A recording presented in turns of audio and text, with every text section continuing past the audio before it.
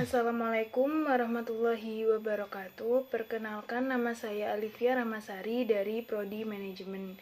Di sini saya akan membahas mengenai agama sumber konflik, yaitu tugas dari Bapak Idris Mahmudi selaku dosen pengampu Al-Islam dan Kemuhammadiyahan. Agama sebagai sumber konflik. Jadi hakikatnya menurut arti letterleknya itu agama ada dua. Yang pertama A yang berarti tidak, sedangkan gama yang berarti merusak. Jadi intinya agama itu agar tidak rusak. Sedangkan secara istilah agama itu ada baik diturunkan maupun dibuat.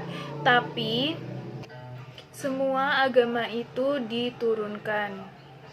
Maksudnya Tuhan Sang Pencipta akan ada Allah dan utusannya itu Rasul.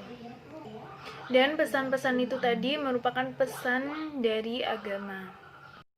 Struktur atau organisasi agamanya dan bentuk surmanya di dalamnya seperangkat alat yang diikuti dan dilaksanakan, maka jadilah tidak akan merusak. Jadi, apa sih agama? Maka jawabannya seperangkat aturan yang diperuntukkan kedamaian. Dan mengapa manusia itu harus beragama? Secara teoristis itu ada dua. Yang pertama, orang beragama karena takut. Nah, kenapa takut? Jadi manusia itu merenung karena takut. Maka ia mendekatkan diri kepada yang mengendalikan atau zat yang memiliki. Jadi ia beragama karena takut. Selanjutnya yang kedua yaitu orang beragama karena memuji begitu indah alam ini. Maka ia mencintai. Ia beragama karena membangun cinta.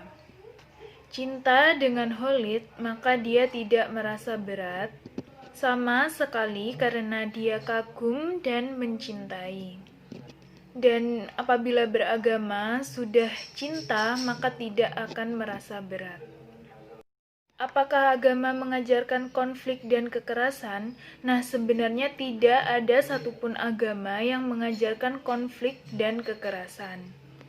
Kalau ada, berarti itu dari sifat manusianya sendiri. Contohnya, saat berkumpul dengan teman, salah satu teman membicarakan teman lainnya. Nah, ini sudah berbau negatif. Nah, jika diteruskan, maka akan menjadi konflik atau kekerasan. Tidak hanya itu, pada saat Allah hendak menciptakan manusia, itu juga timbul konflik dari malaikat. Karena malaikat menolak keinginan Allah tersebut menciptakan manusia. Karena manusia bisa menyebabkan dua konflik, yaitu ada yang positif dan ada yang negatif. Lalu bagaimana dengan konflik yang mengatasnamakan agama? Kalau ada berarti itu mengkambing hitamkan agama. Jadi di sini agama itu sedang dibajak. Bagaimana dengan perang Salim? Muslim gugur dan Muslim merupakani. Jadi itu semua merupakan komunitas-komunitas muslim di beberapa negara.